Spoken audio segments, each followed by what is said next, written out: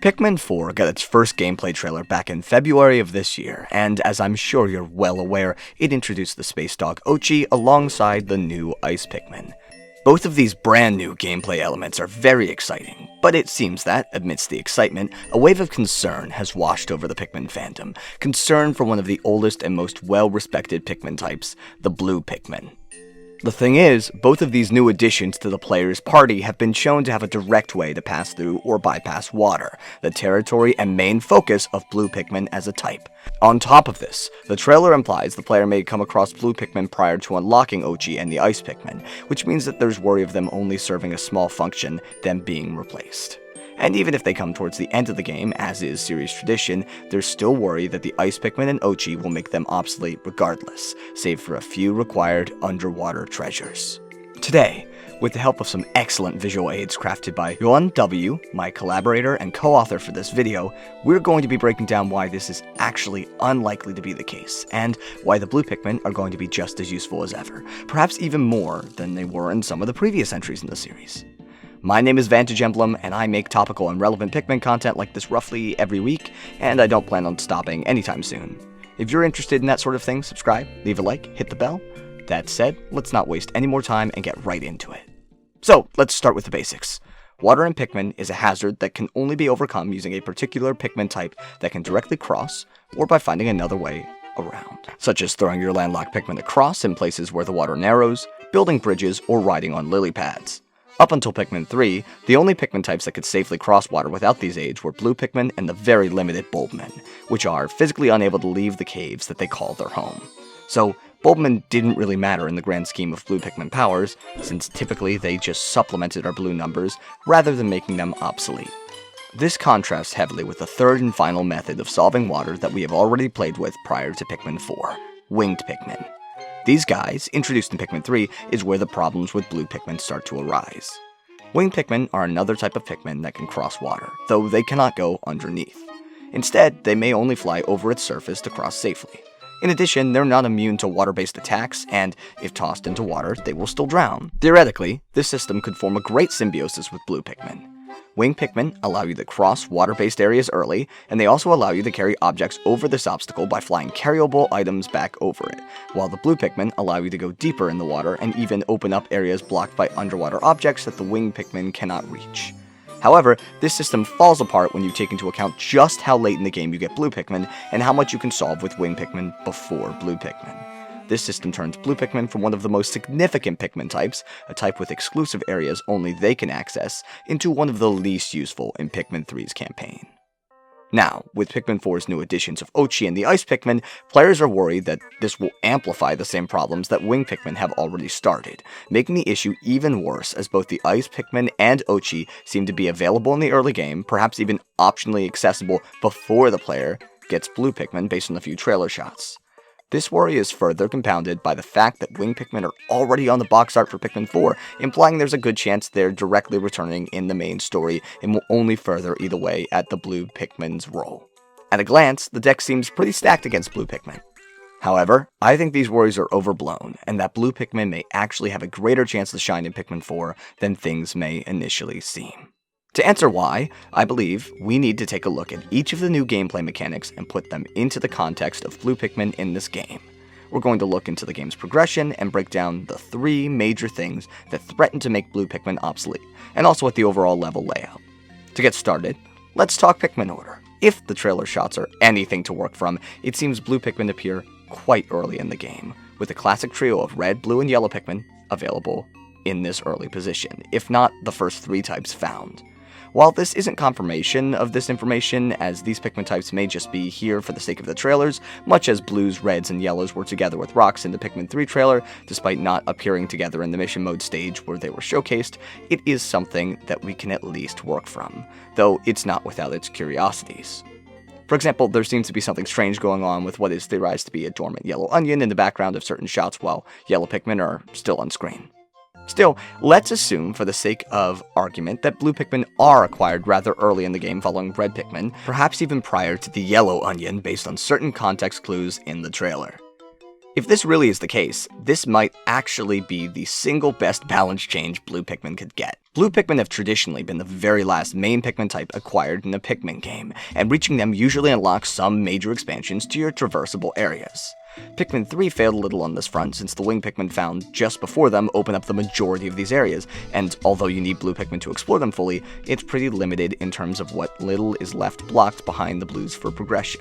Contrast this to Pikmin 1, and the blues, despite being the last type, are actually found pretty early in the game, and it seems Pikmin 4 might be doing this again. Blue Pikmin are a pretty simple type with not much to them. Really, their only major feature is the ability to go in water. This is honestly fine though. Typically, coastal battles can warrant bringing Blue Pikmin for the versatility, and Blue Pikmin are needed for naval activity anyway. The idea of adding a new type, such as Winged Pikmin, that can supplement this is an excellent idea. However, having Winged Pikmin, already arguably the most powerful type in Pikmin 3, come before blues really hurts the blues and has put them in the place where they presently feel a little weak. But let's consider reversing that dynamic, with blues coming before wings as seems to be implied by Pikmin 4's trailer. Here, there are Blue Pikmin acquired quite early, and though Winged Pikmin are almost certainly in the new game based on the box art, by coming later they will serve as a supplement to the already considerable range of the Blue Pikmin, but also without making them obsolete, since you'll have them for a while before the aerial areas open up. Blue Pikmin can go underwater to pick up treasures and fight enemies that Winged Pikmin can't reach, since they can only go over the surface of the water without drowning. This was true in Pikmin 3 as well, but getting wings first really limited the utility of this system. Instead of making blues excel in all water, they only really shined underwater. This allows for blues to have their time to shine in both aspects of their domain. This does not weaken Winged Pikmin, however, since they already have their own limited locations that they can access that other types cannot. The skies. Though, yes, Yellow Pikmin can be thrown higher, and Winged Pikmin do encroach on that ability in Pikmin 3, it is significantly less detrimental to Yellows than it is to Blue Pikmin, given Yellow Pikmin have a host of other abilities. That said, Pikmin levels have been, up until now, fairly flat, all things considered. With Pikmin 4's levels already appearing quite a bit more vertical, Winged Pikmin might be the master of the Z-axis, giving them a unique focus and utility in those spaces that fits very well with their design. Some other level design changes could be made to balance out Winged Pikmin 2. Theoretically, using Winged Pikmin should be a risk over large bodies of water, since you cannot throw them while submerged, and there are enemies on the water's surface that can target your Winged Pikmin. In Pikmin 3, you can counteract this by hitting surface-level enemies with a charge, and even if the swarm mechanic came back and replaced charge, or both mechanics are removed altogether, this doesn't fully fix the problem, since the player could still choose to just dismiss and have functionally the same effect as Winged Pikmin auto-target the surfaced enemies. The solution to this may be submerged enemies that can target Winged Pikmin, perhaps something like a kraken-like squid that lashes out its tentacles at creatures above the water's surface. This enemy could attack Winged Pikmin while only being easy to defeat using Blue Pikmin. It could also put a damper on the effectiveness of one of the Blue Pikmin's other big rivals, Ochi the space dog, by dragging him and pulling him down. Ochi is a new companion to the leader in their Pikmin with a variety of abilities, but only one of them seems to be a major threat to blues. That ability? Being able to swim and being able to carry Pikmin across the water with them as they do so. The Pikmin they carry are of any variety, not just Blue Pikmin, and the dog paddles across. So does this make Blue Pikmin functionally obsolete since every type can now cross water? Absolutely not. Ochi functions here essentially like a limited capacity player-operated version of the lily pads from Pikmin 3. By carrying Pikmin on his back, he can ferry them across water and drop them off on the coast. We don't know the specifics of this. It can be assumed he can't climb up steep edges, for example, and it looks like he can only carry a certain amount of Pikmin across. Once they've made it to the other side, the non-blue Pikmin can't actually bring any treasures they've obtained back the way they went through, since they can't cross the water. Ochi can carry in a limited capacity. It seems his pull is valued at 10 Pikmin, so he might be able to tug small things across or to pull treasures on the water's surface, but overall Blue Pikmin are going to be a necessity to access things submerged in, floating on top of, or on the other side of water. At least until the players unlock more options by building bridges and alternate pathways, or through acquiring additional Pikmin types. And there's more limits to this beyond the obvious. Since purple Pikmin are returning in some capacity, if they make it into the main story mode, their extra weight is going to cause serious trouble for Ochi. Since they weigh as much as 10 other Pikmin, they could potentially weigh down Ochi really fast, significantly limiting the amount of Pikmin he can take with him. And, regarding aquatic enemies, transporting using Ochi may represent a significant risk. Only blue Pikmin are immune to water hazards, and if an enemy lands a hit on Ochi, it might cause a very disastrous situation for the Pikmin riding on his back as they are scattered into the water without land to escape back onto in order to survive and not drown. Overall, Ochi might actually make blue Pikmin have a greater purpose, since you are actively going to want them in your squad when exploring. You can go beyond water with these other types using Ochi, but blues will be your ticket to get things back, across, and through. Even if you get these other types to the far end of a body of water using Ochi and are actually able to carry an object back via a land-based route, it might just be significantly quicker to employ blue Pikmin to carry objects, since they can take watery shortcuts that other types can't, especially if Winged Pikmin aren't unlocked yet, the greatest shortcut takers of them all. That said, this is where Ice Pikmin come in. This type is able to freeze water, letting other types across the water surface.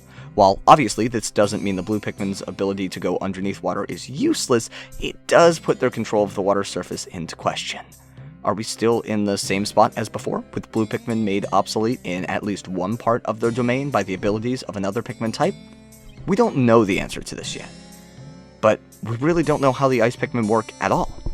Can items even be carried across the surface of ice created by these types? We know a leader and their squad can cross, but what about objects? Could that, or enemies, cause the ice to crack? Maybe this could be based on total weight, so small items could get across, but heavy items once again pose a problem. Maybe there's something to the weight of your Pikmin squad as well. Perhaps purple Pikmin represent a significant added weight that stresses the ice. And what about large bodies of water? We've only seen the Ice Pikmin freeze a relatively small area. Perhaps the amount needed to freeze water scales with water itself? We've also not seen blues and Ice Pikmin together in any of the gameplay we have. Maybe blues caught in the water when Ice Pikmin are used to freeze it are at significant risk of freezing themselves, or might even be killed. On top of this, rock Pikmin are supposed to have some sort of interaction with the Ice Pikmin. Maybe they could crack the ice when thrown onto it, so it means that the bodies of ice are significantly more dangerous places to use rock Pikmin in combat. The same is probably true of bomb rocks, if they're the return. The ice itself represents a barrier to carrying items too. Items on the surface of the water that are heavier than 10 units are going to require blue or winged Pikmin to carry, since Ochi can't get to them. On top of that, freezing water that contains submerged or floating items by using Ice Pikmin will likely make the object within get trapped or stuck. This may be the reason why we have yet to see blue Pikmin and Ice Pikmin together in gameplay. Their abilities tend to contrast, since they both interact with the water in different states. That said, they might still work together for different combat purposes. Blue Pikmin are immune to water, used as a hazard, and this doesn't seem to be the case for Ice Pikmin. They have their own combat niche via freezing enemies. Even if they are able to freeze certain water hazards, it may only make them more deadly as water blasts turn into icicles. It seems that, regardless of what happens, Pikmin 4 will have significantly more options and strategy regarding bodies of water. Winged Pikmin in Pikmin 3 was actually a good step towards this, but it was done at the expense of blue Pikmin. It really seems to me like Pikmin 4 is going to take it to a new level, especially once all of these types are unlocked, creating a unique environment that lets the player work in Ochi, Blue Pikmin, Ice Pikmin, Winged Pikmin, and even possibly Bulbmin when planning out their aquatic strategies. But what do you think? Is there going to be a significant change to Blue Pikmin beyond what we discussed? Do you think this will leave things feeling pretty well balanced? Do you think Blue Pikmin are actually still too weak? Do you think they're fine as is? Let me know in the comments below. Before we wrap things up, I'd like to give a huge shout out once again to JohanW, my collaborator on this topic, the artist of the diagrams used in this video, and the reason this project got completed at all. I couldn't have done it without him, and I look forward to working with him again. Anyway, I'll stop rambling and end things here. My name is Vantage Emblem, Pikmin 4 is now less than 2 months away, and I'm so excited. Here's hoping for some more major news soon. Thanks everyone for watching, and I hope to see you just as soon. Cheers! Shout out to my Patreons, Avis, Von Briner, Tentacles, and Mocha Kofa. You guys are really the best. This wouldn't be possible without you guys.